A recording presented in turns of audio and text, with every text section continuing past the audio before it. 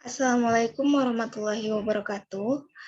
Kami dari kelompok 2 akan mempresentasikan tentang audit operasi.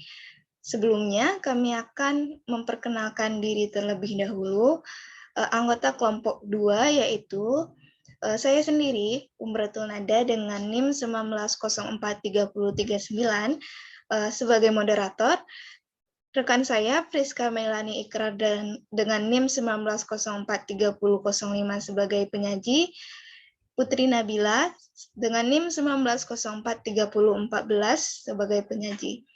Baiklah, kali ini untuk materi yang pertama akan dijelaskan oleh rekan saya, Priska. Kepada Priska, disilahkan.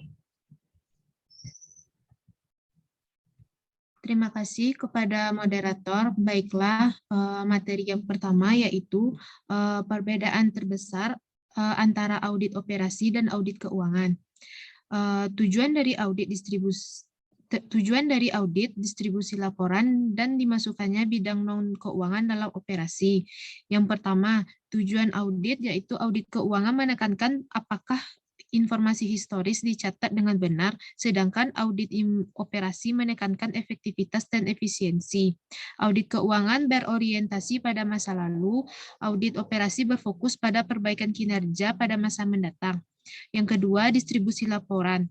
Laporan audit keuangan umumnya didistribusikan pada pemakai laporan keuangan eksternal, sementara laporan audit operasi ditujukan terutama untuk manajemen.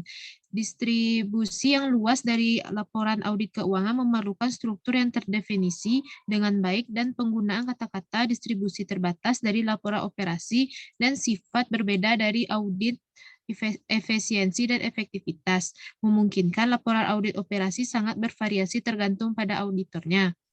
Yang ketiga, dimasukkannya bidang non-keuangan audit keuangan terbatas pada persoalan yang secara langsung mempengaruhi kewajaran dari penyedia laporan keuangan, sementara audit operasi meliputi setiap aspek dari efisiensi dan efektivitas dalam suatu organisasi. Lalu yang kedua, B, efektivitas versus efisiensi. Secara umum, efektivitas merujuk pada pemenuhan tujuan, efisiensi merujuk pada penentuan sumber daya yang digunakan untuk mencapai tujuan tersebut. Yang pertama, dari jenis ketidakefisiensi serta contohnya.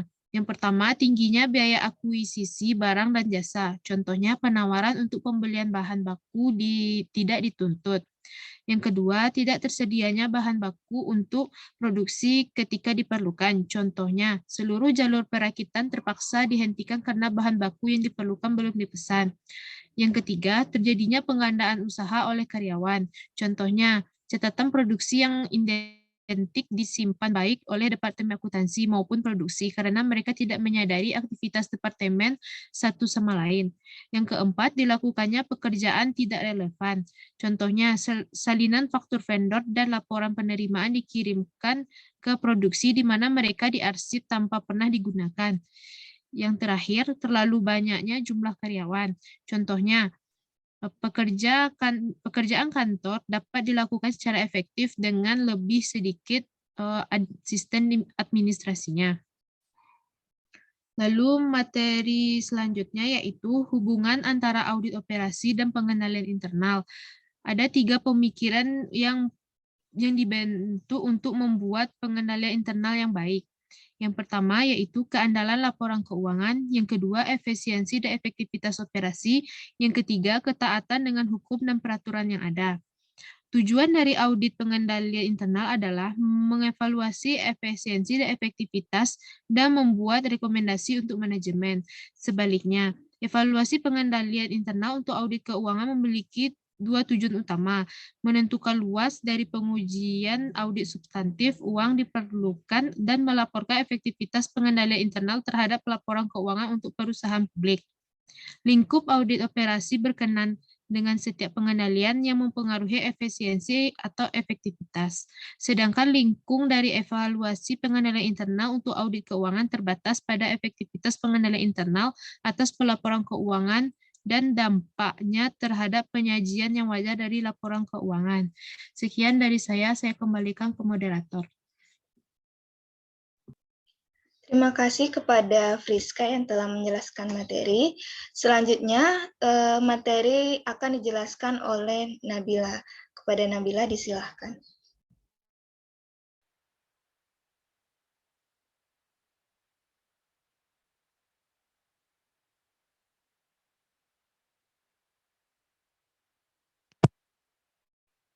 Baik, kepada moderator, saya akan menjelaskan materi selanjutnya.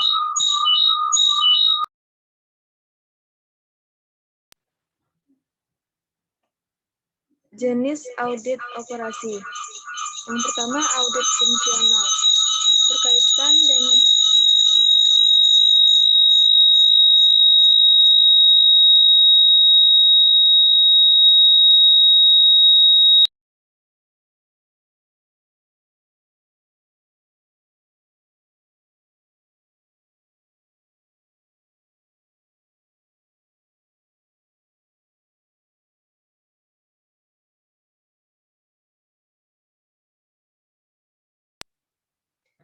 Baik, terima kasih kepada moderator. Saya akan menjelaskan materi selanjutnya. Yang pertama, jenis audit operasi. Audit fungsional. Berkaitan dengan salah satu atau lebih dari fungsi dalam suatu organisasi, audit fungsional memiliki keuntungan dari mengizinkan spesialisasi oleh auditor. Auditor tertentu dalam staf audit internal dapat mengembangkan keahlian yang tinggi dalam suatu bidang. Selanjutnya, audit organisasi menekankan pada seberapa efisien dan efektif fungsi-fungsi organisasi berinteraksi, rencana organisasi dan metode untuk mengkoordinasikan aktivitas-aktivitas merupakan hal yang penting bagi jenis audit semacam ini. Dan selanjutnya, penugasan khusus muncul atas permintaan manajemen untuk berbagai jenis audit, seperti menentukan penyebab dari sistem teknologi informasi yang tidak efektif, dan lain-lain. Selanjutnya, next moderator. Siapa yang melakukan audit operasi? Auditor internal berada dalam posisi yang sedemikian unik untuk melaksanakan audit operasi, sehingga ada sejumlah orang yang menggunakan istilah audit internal dan audit operasi secara bergantian. Akan tetapi, tidaklah tepat untuk menyimpulkan bahwa semua audit operasi dilakukan oleh auditor internal, atau bahwa auditor internal hanya melakukan audit operasi. Banyak departemen audit internal melakukan baik audit operasi maupun audit keuangan seringkali secara simultan. Auditor pemerintah. Berbagai auditor pemerintah federal dan negara bagian melaksanakan auditor operasi. Seringkali sebagian bahan dalam melakukan audit keuangan. Yellow Book merupakan mendefinisikan dan menetapkan standar untuk audit kinerja, pada intinya sama dengan audit operasi. Audit kinerja memasukkan hal-hal berikut.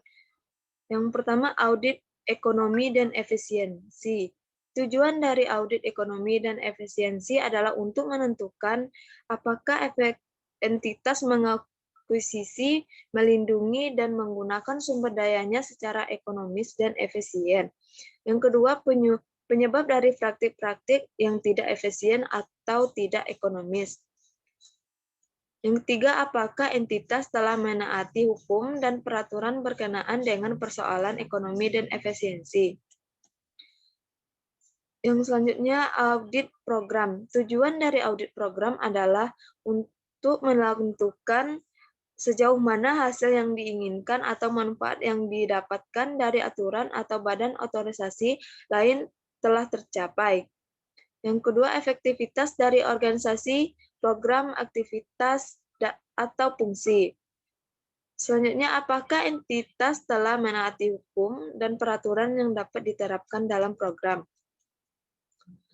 Kantor akuntan publik. Ketika kantor akuntan publik melakukan audit terhadap laporan keuangan, bagian dari pekerjaan audit ini seringkali terdiri dari pengidentifikasian masalah operasi dan pembuatan rekomendasi yang bisa menguntungkan klien audit. Latar belakang pengetahuan mengenai bisnis klien yang harus diperoleh auditor eksternal ketika melaksanakan suatu audit seringkali memberikan informasi yang bermanfaat dalam pencarian rekomendasi operasi. Auditor yang memiliki latar belakang bisnis yang luas dan pengalaman bisnis yang serupa lebih mungkin bersikap lebih efektif dan memberikan rekomendasi operasi yang relevan untuk klien ketimbang auditor lainnya. Biasanya, manajemen menugaskan kantor akuntan untuk audit tersebut hanya ketika perusahaan tidak memiliki staf audit internal atau jika staf audit internal kurang memiliki keahlian dalam bidang tersebut. Next, moderator.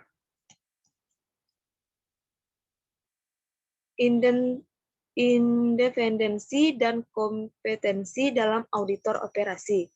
Dua kualitas utama dalam auditor operasi adalah independensi dan kompetensi.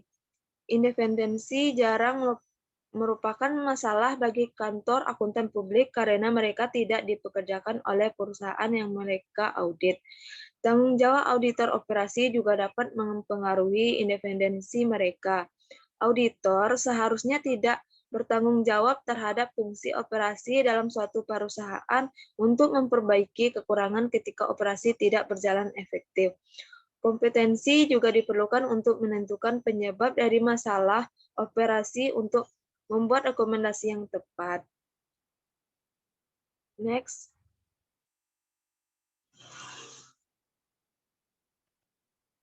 Kriteria untuk mengevaluasi efisiensi dan efektivitas. Tantangan utama dalam audit operasi dalam pemilihan kriteria spesifik untuk mengevaluasi telah terdapat atau tidaknya efisiensi dan efektivitas. Untuk menetapkan kriteria bagi audit operasi, auditor dapat mendefinisikan tujuan untuk menentukan apakah beberapa aspek dari entitas dapat dijadikan lebih efektif atau lebih efisien. Sumber kriteria untuk mengembangkan kriteria evaluasi spesifik, auditor operasi dapat menggunakan beberapa sumber, yaitu yang pertama kriteria historis. Kriteria dapat didasarkan pada hasil aktual dari periode sebelumnya. Dengan menggunakan kriteria tersebut, auditor dapat menentukan apakah segala sesuatu telah terjadi menjadi lebih baik atau lebih buruk dalam perbandingan. Selanjutnya, benchmarking. Entitas di dalam atau di luar organisasi klien mungkin secara memadai serupa dengan organisasi klien sehingga auditor dapat menggunakan hasil operasi mereka sebagai kriteria. Selanjutnya, standar teknik hal yang mungkin bagi beberapa penugasan. Untuk mengembangkan kriteria berdasarkan standar teknik, standar dapat dikembangkan oleh kelompok industri untuk digunakan oleh semua anggota mereka. Yang terakhir, diskusi dan kesempatan kriteria yang objektif, sulit diperoleh atau mahal harganya dan paling baik dikembangkan melalui diskusi dan kesempatan. Pihak yang terlibat seharusnya memasukkan manajemen dari entitas yang akan diaudit, auditor operasi, dan entitas atau orang kepada siapa temuan akan dilaporkan. Sekian materi penjelasan dari saya kembalikan kepada moderator. Terima kasih kepada Putri Nabila. Untuk materi selanjutnya akan saya jelaskan sendiri, yaitu tentang tahap-tahap dalam audit operasi. Yang satu, tahap pertama yaitu perencanaan. Perencanaan untuk audit operasi sama dengan perencanaan untuk laporan keuangan historis. Hal-hal yang penting untuk dilakukan dalam tahapan ini seperti menetapkan staf untuk penugasan dengan benar, memperoleh informasi latar belakang mengenai unit organisasi, memahami pengendalian internal, memutuskan bukti yang sesuai untuk diakumulasi. Perbedaan utama antara perencanaan audit operasi dengan audit keuangan adalah keragaman yang tercipta dari ke dalam audit operasi yang seringkali menyulitkan kita untuk memutuskan tujuan spesifik. Audit memiliki tujuan berdasarkan kriteria yang dikembangkan untuk penugasan bergantung pada situasi yang spesifik. Audit operasi menuntut auditor menghabiskan lebih banyak waktu dengan pihak yang terkait untuk menyepakati syarat-syarat dari penugasan dan kriteria untuk evaluasinya.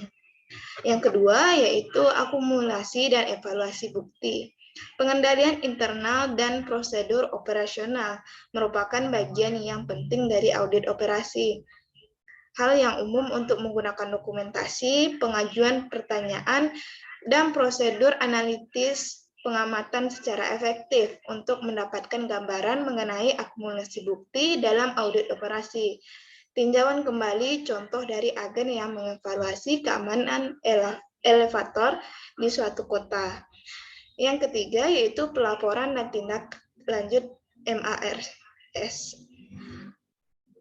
Dua perbedaan untuk dalam laporan keuangan dan audit operasi, yaitu dalam audit operasi, laporan biasanya hanya dikirimkan kepada manajemen dengan salinan untuk unit yang sedang diaudit. Yang kedua, yaitu keragaman dari audit operasi mengharuskan penyeragaman dari setiap laporan untuk mengatasi lingkup temuan dan rekomendasi audit. Audit operasi yang seringkali memerlukan durasi waktu yang signifikan untuk mengomunikasikan secara jelas temuan dan rekomendasi audit. Selanjutnya, yaitu kita masuk kepada contoh dari temuan audit operasi. Contoh yang pertama yaitu menggunakan alat yang tepat. Sebuah perusahaan menyewakan 25 truk untuk mengangkut beban berat digunakan oleh karyawan jasa yang memasang dan memperbaiki sekitar 20.000 mesin vending di wilayah metropolitan. Semua truk dilengkapi dengan dongkrak hidrolik untuk memuat dan membongkar mesin vending. Auditor internal menemukan bahwa hanya beberapa truk yang benar-benar mengangkut dan mengirimkan mesin vending. Sebagian besar truk digunakan untuk panggilan jasa yang terdiri dari perbaikan di tempat kotak koin atau penyesuaian sederhana lain yang tidak memerlukan dongkrak hidrolik. Auditor merekomendasikan sebagian besar truk pengangkut beban itu dijual dan digantikan dengan mobil van ringan yang konvensional. Manajemen menyetujui hal tersebut dan penghematan dan tingkat sewa beban operasi diestimasikan mencapai 25.000 per tahun.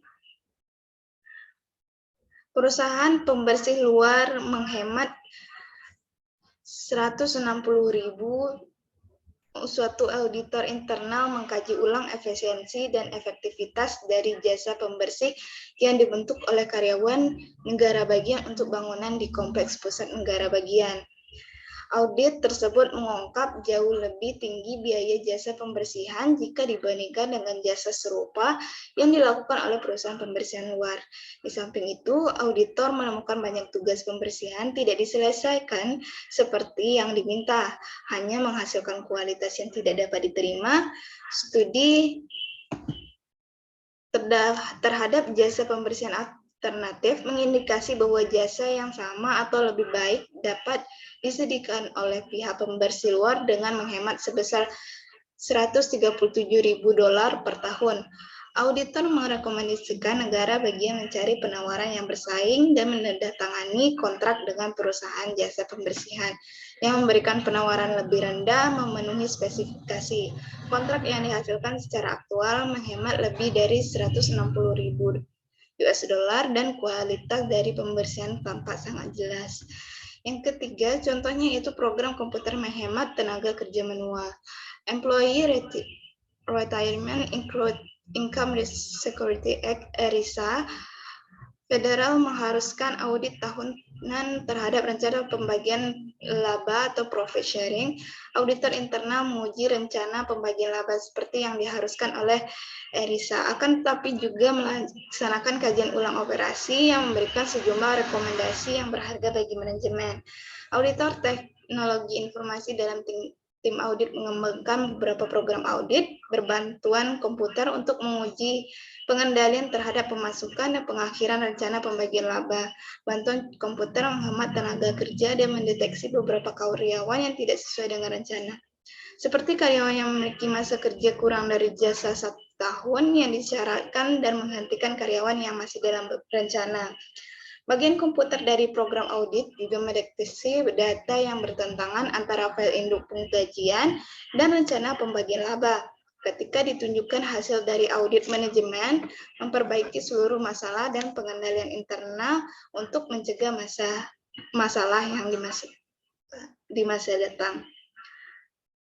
Baiklah, ini merupakan materi yang terakhir bagi kelompok kami. Demikianlah presentasi dari kelompok 2. Apabila ada kesalahan atau kesalahan kata baik disengaja ataupun tidak disengaja, kami mohon maaf. Kami sudahi dengan Assalamualaikum warahmatullahi wabarakatuh.